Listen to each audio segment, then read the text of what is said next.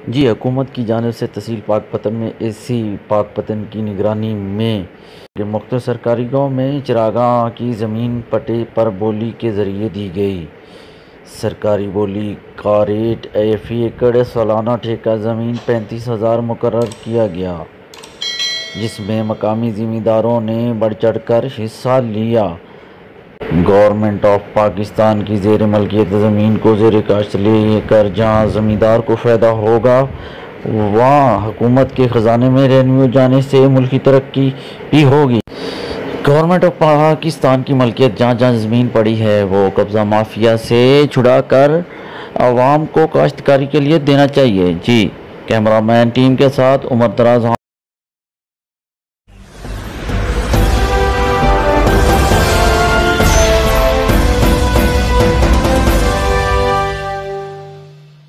Audio Jungle.